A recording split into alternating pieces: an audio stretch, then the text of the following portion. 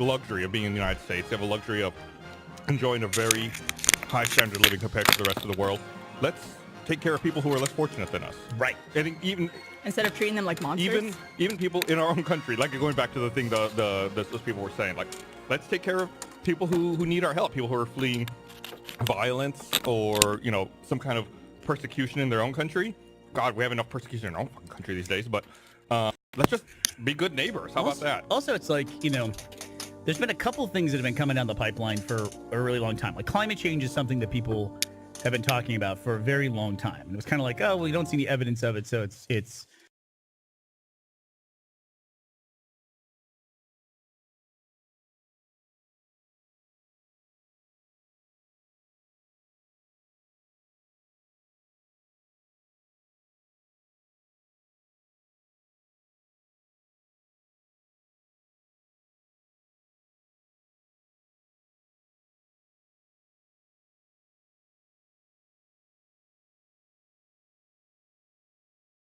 wrong. It transcends that. I don't care. It's like I don't sit around thinking about Obama all day, and it's like I gotta figure out a way to protect his legacy.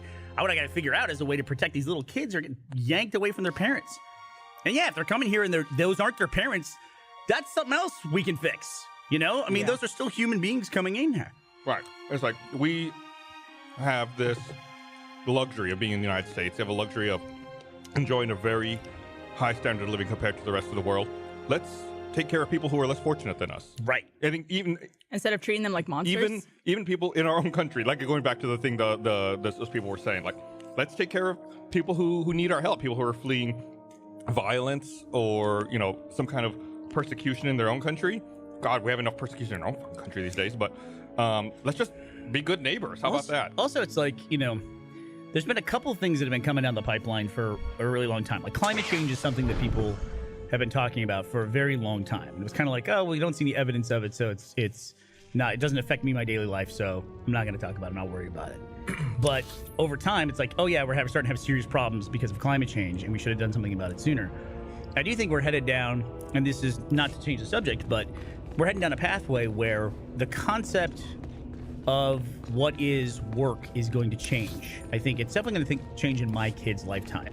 With the amount of computer automation that we have, I mean, if you even look, I just got back from VidCon, if you look at all the issues that we're having with these mass scale systems and the way the computers are, you know, the algorithm that you always talk about on YouTube, the way that's doling out information, processing advertisements, everything, that causes huge problems. We're having these huge bumps in the road. And eventually it's going to get into, like, people just aren't going to have these jobs. You know, these less and less jobs are going to exist. Somebody on Twitter sent me this thing of a video where someone had, like, one of these fakes where they used my voice, but it was a computer-generated thing that was me saying something. Oh, and it's just like, yeah, I can just, but it looked like live action. Like a deep fake. It was a deep fake is what it was. But it was computer generated. I'm like, holy cow, that's horrifying. But the fact that a computer can make that is really fascinating, you know? It's a marvel, and that's going to change so much stuff. Yeah, like autonomous cars are going to wipe out transportation, you know? Everyone who drives a truck, drives a car professionally, we can see where that's about to go away. It's about to go away. Have you played Detroit? No, I haven't, but I watched Ashley play. Very similar, and you'll sometimes pick up a newspaper in the game and read future headlines, and it's terrifyingly scary. It's totally relatable to now. Is it a good game? Should I play it? I'm not very far into it. It's fun. It's like a story game. It's very story driven. If you want, like, interactive narrative, it doesn't take that long to finish. I think I probably finished it in 12, 15 hours, somewhere in that neighborhood. Bishop from Aliens is in it. So is Clancy Brown's in it, right? I think.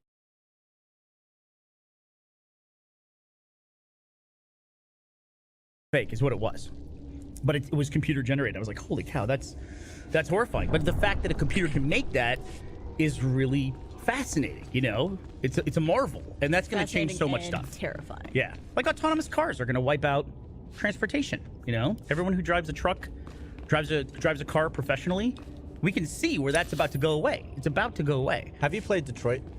No, I haven't, but I watched Ashley play it. Very similar, and you'll sometimes pick up a newspaper in the game and read future headlines, and it's terrifyingly scary.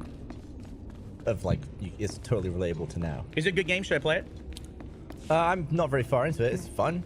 It's like a story game. It's play God of it's War? very story driven. If you want like interactive narrative, it doesn't take that long to finish. I think I probably finished it in 12, 15 hours, somewhere in that neighborhood. Bishop from Aliens is in it. So is Clancy Brown's in it, right? I think he played the guard in Shawshank Redemption. It's a guy. Oh yeah, he's in. Yeah, yeah, If yeah. you saw him, you would recognize him. Yeah, absolutely. Yeah. Yeah. But I I'm don't just saying, remember. I it's don't remember like- his name, but he popped up on the screen. Like, oh, that's that guy.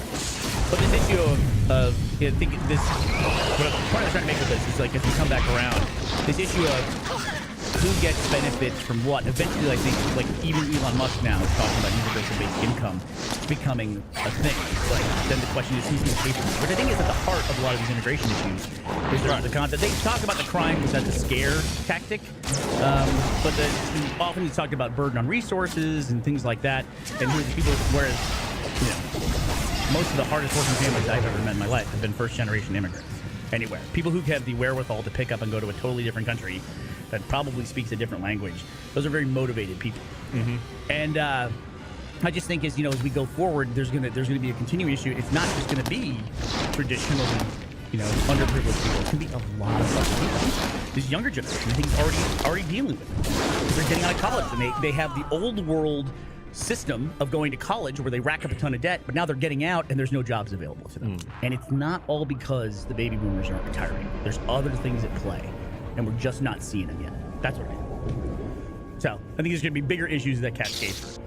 I also think the immigration thing, I feel like I'm talking a lot. The immigration thing, it basically boils down to, do you think it's a crime? And I think that's the big discrepancy. Some people think if you try to come to this country, that it's a crime. Yeah, I felt like a lot of recent political moves are this anti-globalization effort, right? Like we had seen before the unification of the EU and through NAFTA, kind of creating a free trade zone in North America, kind of trying to disable and tear these borders down to allow people and jobs to move freely. But I felt like after 2016, it was really like a referendum on globalization and a pullback to nationalism, like trying to close those borders and reinforce it. And I don't know what caused that reaction. I felt like things were going fine. Maybe just that loss of identity, the national identity that people are looking for. Yeah. I can't quite put my finger on it. Like the whole Even Brexit. Yeah, Brexit thing is what I was going to say. It's crazy to me. Like I think people who looked at that didn't believe the spin that the UK was going to save money by leaving the EU, and now here we are, 2 years out, and we just had the figures come out with it last week. Where it's like, oh no, UK's ended up paying more because of Brexit than they would have paid to have to stay in the EU. It's like nobody really thought that the numbers were going to add up, right? Still doing both though? Do you know that? Like Doing both what? until they leave, aren't they still paying some of these agreements that they have? Well, yeah, they're not. They haven't officially left, so they're still on the hook for that. Oh my gosh, they're doubling down at this point. Yeah, So in that interim. Yeah, and I still don't know if they've fully hammered out how the exit's going to happen. Yeah, they still haven't Someone's fully going to figured all come that with a out. giant saw and just. While we're talking about globalization, Barb, you should be excited about developments in your home country. Should I be? Yeah, a couple of immigrants on the couch over here. What's happening in Talking about Canada? legal weed? Legal weed in Canada. Legal weed. What's the story there? Has that been a thing for a long time in Canada? Trying to push for that? I think so. And it's been decriminalized, I believe, for a while, but not legal in the same way it is. What does that mean? Criminal. I've always wondered. I think they'll give you a ticket. It's not something that they'll necessarily You wouldn't get arrested. take you for into it. to jail for. It's got me criminally in jail. Because here it's like some states it's legal, but federally, like nationwide, it's still a crime in some way. But Canada, does it have like a state system, or is it just one law for the whole country? I actually don't know. They have provinces that, like we have states. Like, Yeah. correct me if I'm wrong. Quebec seems to be a more conservative province. Typically. Yeah. And so, I mean, who knows what can happen? Like, I believe in Vancouver, even, I think prostitution is legal already in Vancouver. Yeah, I believe it was like province specific, if I recall correctly, but this new development is new. Somebody in chat tell us, somebody who's a smart political scientist. I haven't been keeping up with the weed laws in Canada. The Republican Party in Texas and the leading Democrat candidate for senator who's going to oppose Ted Cruz have both come out and said they're pushing for legal cannabis in Texas. In Texas. Which I'm actually really surprised. I thought I would be long gone before that happened. You think so? Yeah. Actually, I'm surprised it hasn't happened sooner, because Texas does have a reputation of being a southern state and therefore very conservative as well. But actually, the only thing I've noticed in my many, many years of living in Texas is this crazy independent streak. Like, you will not tell us what to do. We are doing our own thing, and that's it. So I'm actually surprised that Texas hasn't done it yet. Nothing else, just looking around at the tax revenue that other states are I was enjoying gonna say from it. I imagine they looked at California and saw the benefit that they were getting from it Agriculture. for the economy. Also, think what it would do to the Texas border for drug trafficking. And then that's what I was going to say. Yeah. Is then, if you're taking all this money away from cartels, then what happens to cartel activity along the border? What happens to... They start trading in stuff like soap, Well, then nice things. Does it become Bubble bath. less dangerous for people to live in Mexico and Central America? And then are they not trying to leave that violence and come to the United States? I think a lot of this stuff is connected. Yeah, well, once again, I wonder, it's like you can't, nothing operates in a vacuum. So it's like, let's say tomorrow they passed a law and that day it was instituted where it's like Portugal, where there are no drug laws, where everything is legal, period. And so then, pharmaceutical companies or whoever can start selling, or R.J. Reynolds can start selling tobacco-like, or tobacco-like marijuana, cigarettes in packs. And those kinds of things. Then what would happen in places that are now, that's where they're making their money from illegal drug trade?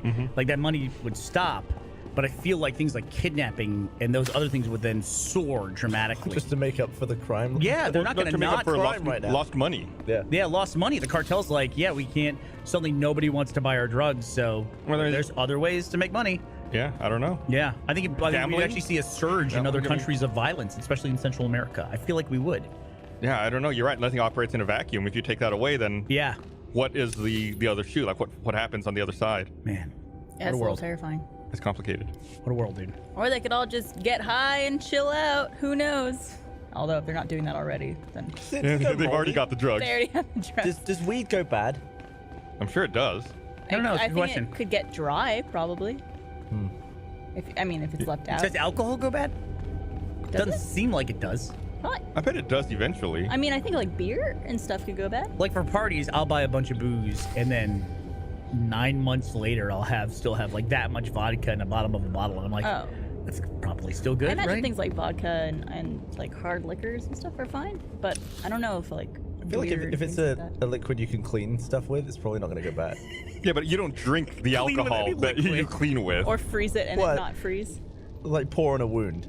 Oh, okay. I'm not gonna pour milk in a wound, probably.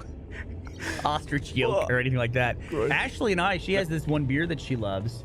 It's a She's already there. She's Shiner ready. Shiner Christmas beer, and we've had one of those bottles or two of those bottles for I think like 2 years now. They changed the label on the beer, on a seasonal beer, so it's at least 2 years old at this point, I right? think beer lasts like 2 or 3 years when bottled. Didn't we find it in a What about filing can? cabinet?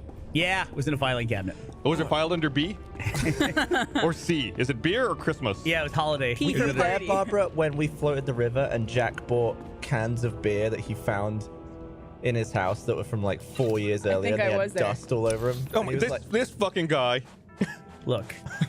This fucking guy. You want to talk about old beer? Yeah, listen, I'm gonna play that card as we've talked about this in the podcast. I served Gus a beer one time that had been in a cooler for a while. It was in a bottle, in a cooler. What's in a a bottle. while? It had been in there long enough to where when I popped the cap off, there was a rust ring around the top of the bottle. I thought you were gonna say there was like a shriek, like a woman's Spirits scream. emerged from it, and then they took our jobs. did you get mad? It was like one of those ostrich eggs. It came out with goopy like. Yeah, I was like, what the fuck? And everybody goes, oh, just pour it in a glass. You'll be fine. Ashley and Pour I, it in a glass. So I poured it in a glass and I drank it. Ashley and I have an amazing thing going on right now. Let me read this before you get to your Why? thing. You gonna commercialize my cute little story? Want to remind everyone, this episode of the Risky Podcast is brought to you by Nerdificent. It's a new podcast from comedians Danny Fernandez and Ife Wadiwe. It's a weekly deep dive into nerdy subjects you didn't know you wanted to know about. Whether it's the mind-expanding frontiers of virtual reality or the surprisingly exciting modern renaissance of tabletop games, they'll take you from the origins into the surprising future of each subject. It's a fancy way to say they go down a bottomless Google rabbit hole and tell you about the coolest stuff they find. Don't miss out on Nerdificent. Catch it every week for great comedy and information.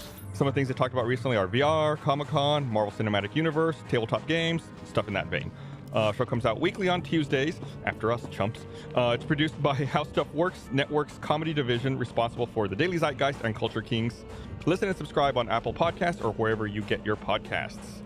Thanks for sponsoring this episode of our podcast. So we advertise a different podcast on this podcast? It's a little weird. So But after you're done listening to our podcast, then you can go listen to that podcast. Well, that should be an equal trade. They should advertise ours. You're right, they should.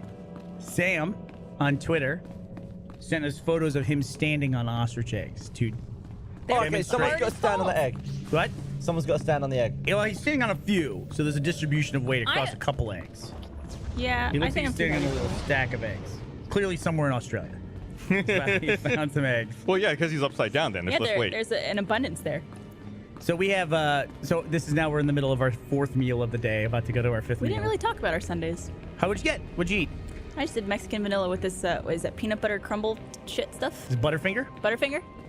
Heath bar? Oh, Heath bar, so good. I didn't know that Not existed peanut until butter. I moved to, what? No, that's, Toffee. Heath is toffee, which is basically just like I thought burnt it was caramel, peanut right? butter. Doesn't it smell like peanut butter? Caramel? Yeah, Caramel. No, you. caramel. Caramel? talked about Caramel. Caramel. My There's head's an A in clearer there. now. Hey, Gavin? Ashley, What? what is the name of the shark in Jaws?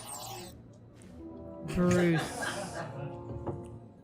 Aren't they all named Bruce? It's all here. Oh, Isn't you every got shark it. named Nailed it. Bruce? It's actually, she's A right. It's lightsaber. Bruce. Oh, it's like Everything the I behind hid. the scenes name, right? Yeah, going that's through the with name it. of the shark. Is Bruce. We were talking Look before. Look at you, baby. Once the But guards you actually change, answered way better than I thought. I can Yeah, step out of the baby. account. I was just doing my What Finding about you? Nemo. I was talking to someone the other day. They were having an argument with me, telling me the shark's name was Jaws.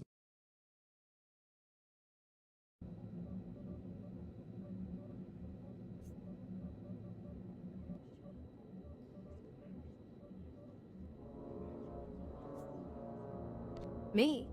I'll be fine. I'm more worried about you. That's very kind of you, Sith. I still don't understand why you're doing this, but I thank you. If everything's settled, I'll be leaving. As you say, Sith. Thank you again. I'm sorry the Empire took you in instead of the Jedi. If things had been different, maybe you could have been part of the Order.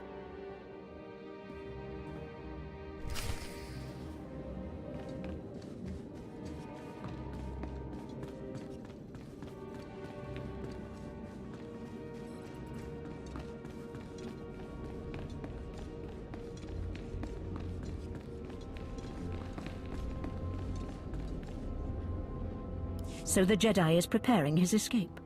You did well. Not perfectly, but I have confidence the operation will succeed. Our business is concluded. I will make note of your assistance in my report.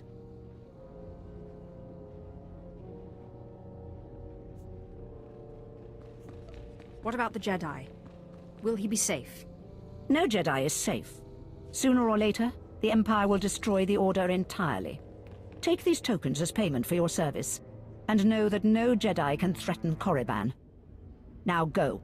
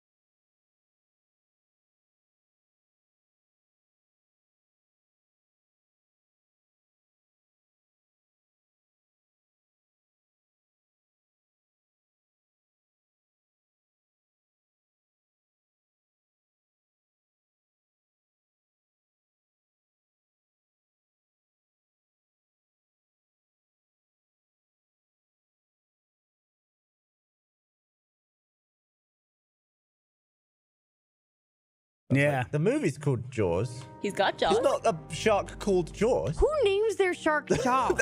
That's what Gus was I'm gonna saying. get a fucking Yeah. shark and name it Jaws, despite y'all. What I said. Did you think it was Jaws? No. You were defensive. Yeah, you did. Look at your face. I just like the name Jaws for a shark now. It's cute. It's cute. Sharks don't get names though. So They're just sharks. we are in the process right now of trying to name a new animal because Ashley and I have a new pet.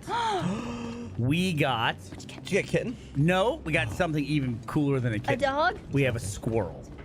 We have a pet squirrel that now lives in our doorway. You have vermin? It's not vermin. I got security cam footage of it. It's the vermin. cutest thing ever. It's a rodent.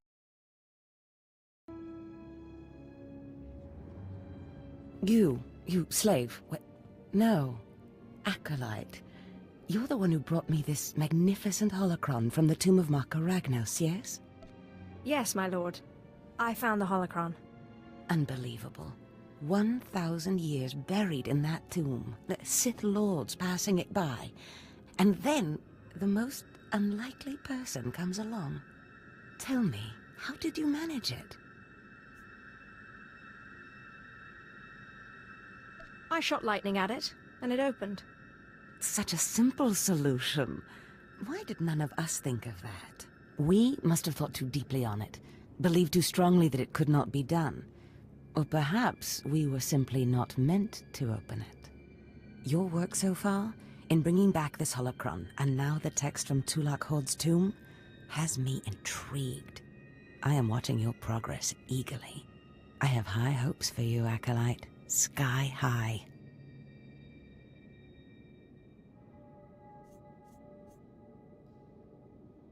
I hope I live up to them. Good luck, Acolyte. Good luck.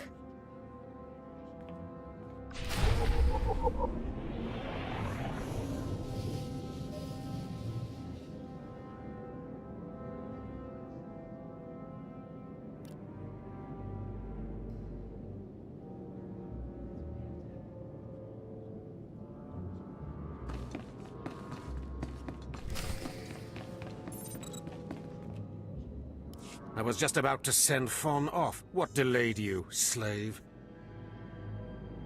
Well, first Lord Zash stopped me to tell me how amazing I am, and then we got talking, and I guess I lost track of time. Just like a slave to make up stories. Lord Zash would crush you like a gizka if you ever crossed her path. You're not worthy of her presence. Now, did you collect the text from Tulak Horde's tomb? Of course. As always, I'm brilliant. Give it here. No doubt it's been badly damaged. It's what we get for sending a worthless alien to do a Sith's job. Isn't that right, Fawn? What are we waiting for, Overseer? Why don't we kill this wretch now? You have a big mouth, slave, but no combat skills. I don't want to see you again until you've satisfied the Korriban instructors. The training facility is on the second floor of the Academy and is usually reserved for the Dark Lords and their apprentices. This is not a promotion, and you are not to speak to anyone except the training master when you are up there, understand? You are not fit for their presence.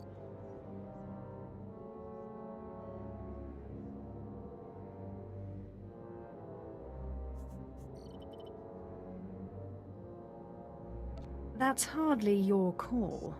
Do not press your luck, slave. I could just let Fawn tear you to pieces. Now get going to the second floor training grounds. You don't want to keep the instructors waiting.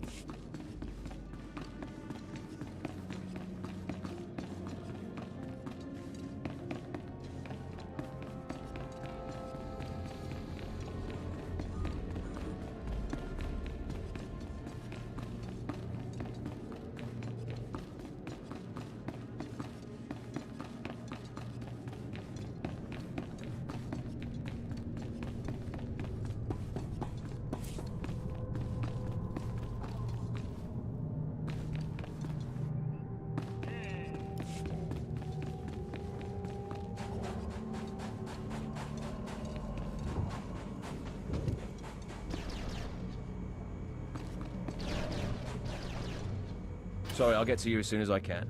I'm trying to solve a supply problem. Do you require medical attention?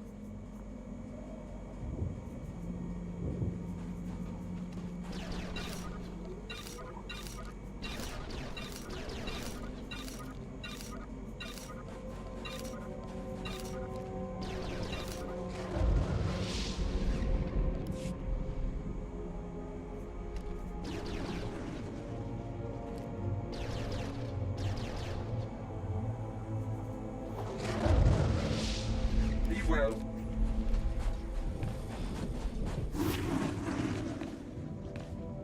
won't find a better bargain.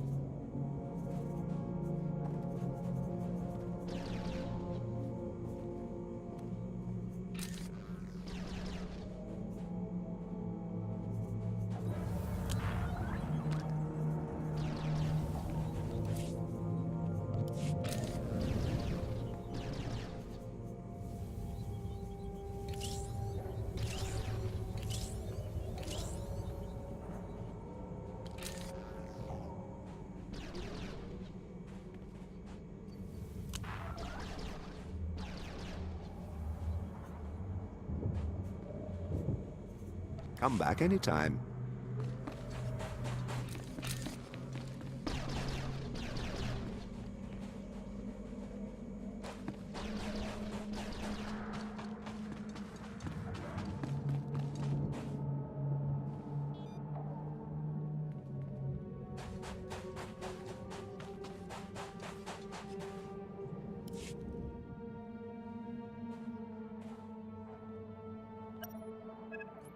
You wear the robes of a Sith, but you are not one of us, alien.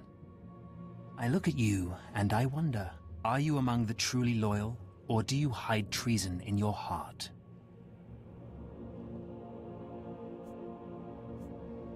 Do you always make a habit of accusing strangers of treachery and sedition? You are no stranger to me. I know everyone in this academy, even its former slaves. Intelligence reports indicate this valley shelters traitors. Acolytes who seek to destroy our Emperor's carefully built order and replace it with their own weak-minded heresies. They hide among the faithful and obedient. But make no mistake, they will destroy us all, given the chance. We've watched as the traitors scuttle about this valley and plot against us. We know their faces and their names. It is the Emperor's will that the sands of Korriban be slaked with the blood of these traitors. Prove your allegiance by executing them. Are you sure we shouldn't just arrest them? They could be shown the error of their ways. Treason is a crime with only one punishment: death. If you lack the resolve to uphold the law, that will say much about you. I'll give you the means to identify the traitors. Eliminate enough of them to prove your loyalty. Then return to Inquisitor Arzanan. I'll be watching your progress with great interest. Go now. See that the Emperor's will be done.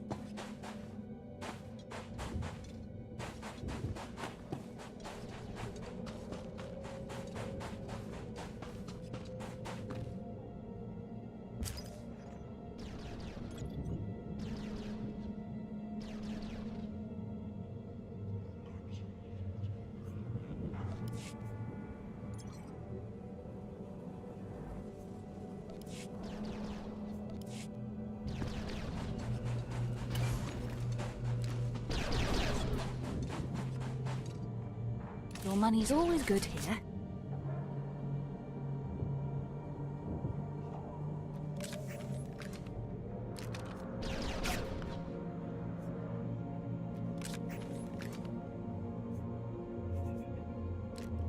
Come again.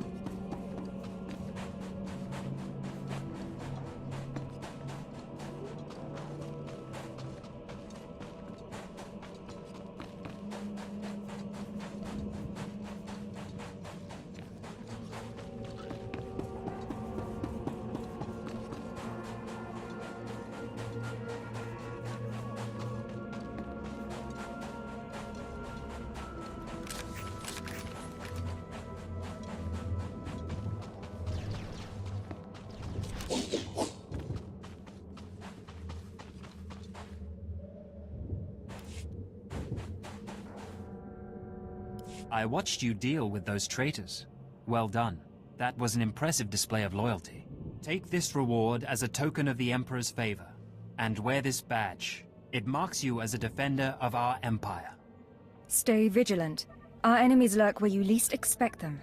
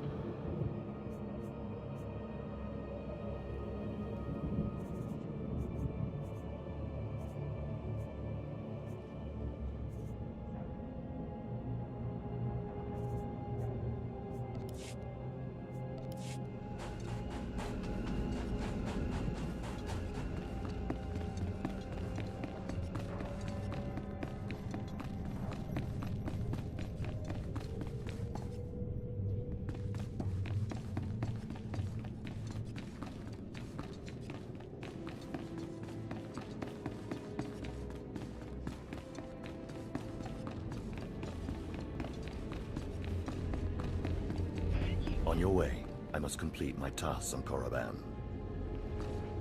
On your way, I must complete my tasks on Korriban.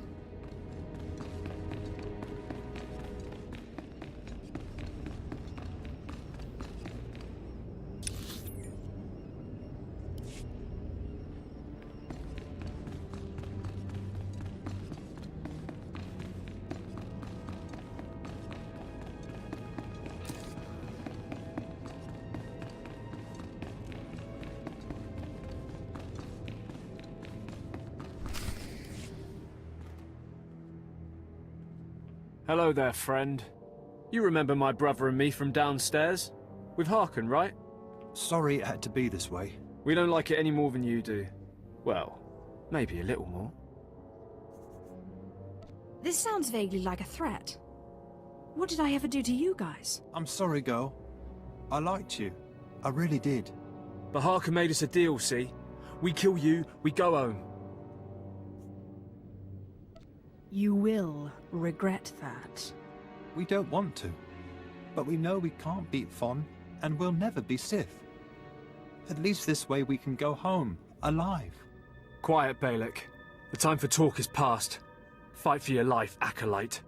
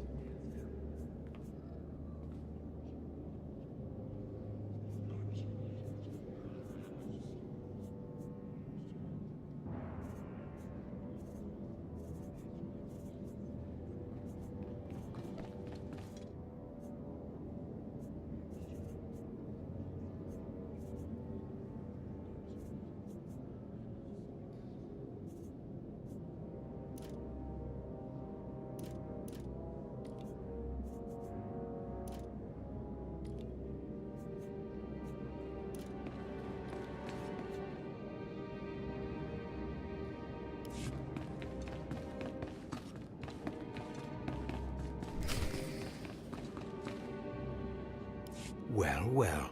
Look who shows up at long last. I half expected to hear you'd crossed some Dark Lord upstairs and finally got yourself killed. None of the others have shown up either. I assume they're dead by now, which means you and Fon are the last ones.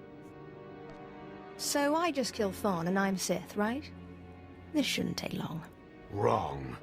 Your final trial will be to retrieve an ancient map from the innermost chamber of Naga Sado's tomb, which has never been breached in thousands of years. But before you get the map, you'll have to awaken an ancient assassin called a Dashard that sleeps in the tomb. You cannot access the map without him. Understand? What exactly is a Dashard? They're a lost race of assassins that the ancient Sith used to devour their Force-using enemies. This one will probably eat you the moment he's freed. Oh, and one more thing. You'll be competing with Fon for this map. Whoever brings it back will be Lord Zash's apprentice. The other will die. And Fon's already started, so my advice? Run, slave. Run. One moment, please. Lord Zash, what are you doing here? Overseer, are you implying that I, a Lord of the Sith, don't have the right to go where I please within the Academy of the Sith? No, of course not, Lord Zash. Good. I saw the last acolyte arrive. I wanted to see the hopefuls off on their final trial.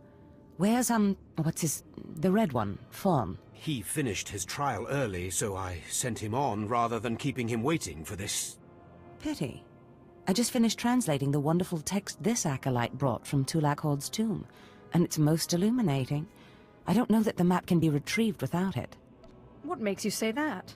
It's too late. Fon's already left. You can't just... Give one acolyte an unfair advantage over the other?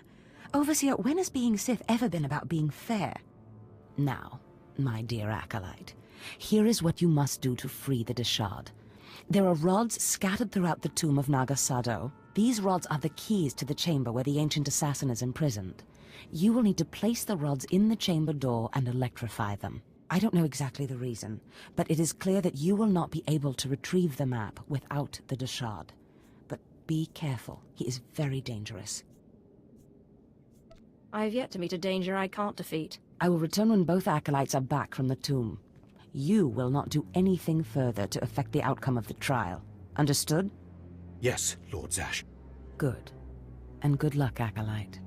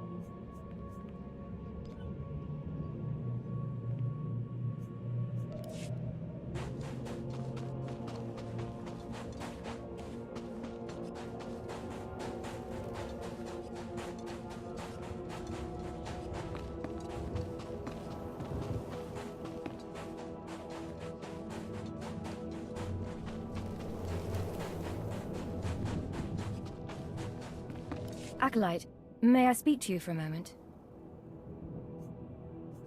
Of course you can. Thank you. I'm honored that you would do me the courtesy. There was another Acolyte, not long ago, who entered this tomb and did not come back. He died in there. Death is merely the final failure of the weak. That seems even more true on Korriban, I'm afraid. The Acolyte who went in there, he was a good sort. Friendly and talkative. He said he was entering the tomb to prove himself to his father. I just thought it would be nice if somebody took his body back and told his father he didn't make it.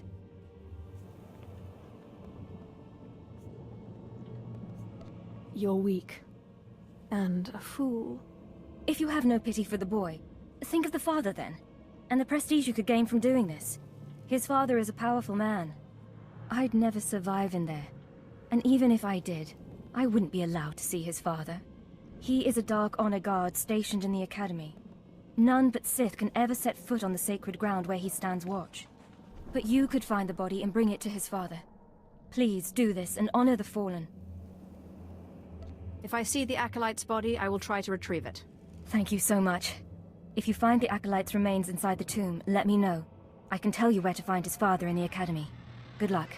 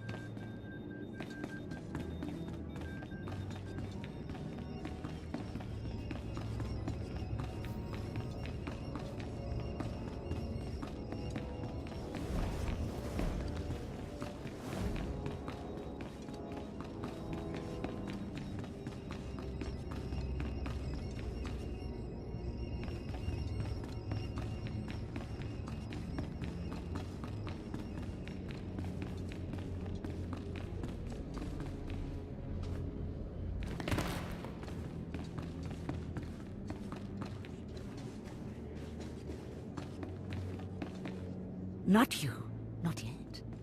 You are not ready for my test.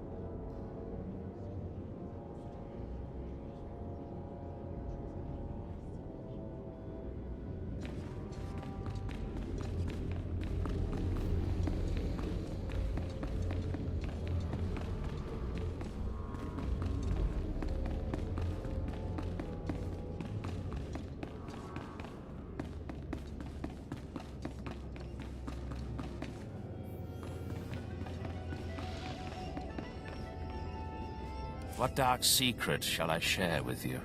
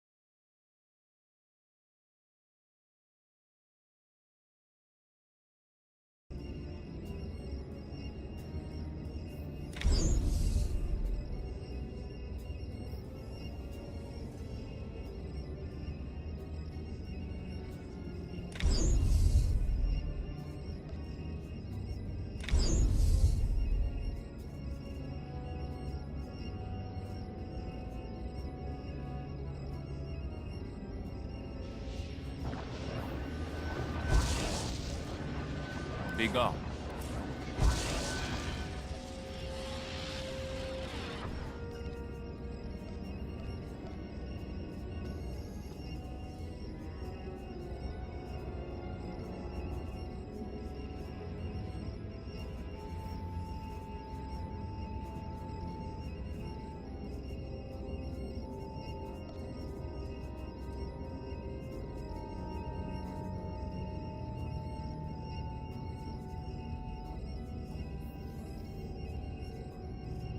Be gone.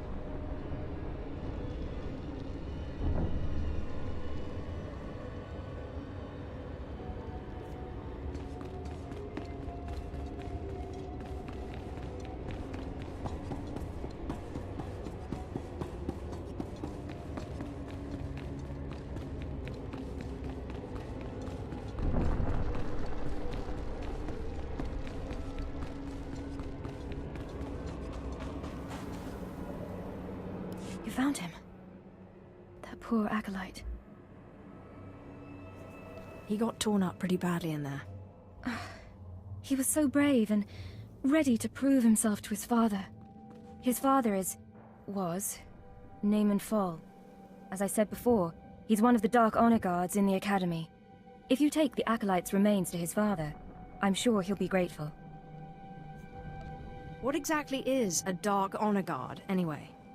They are the Sith, chosen from the most loyal and brutal shock troops, to defend the Dark Council and the Emperor himself.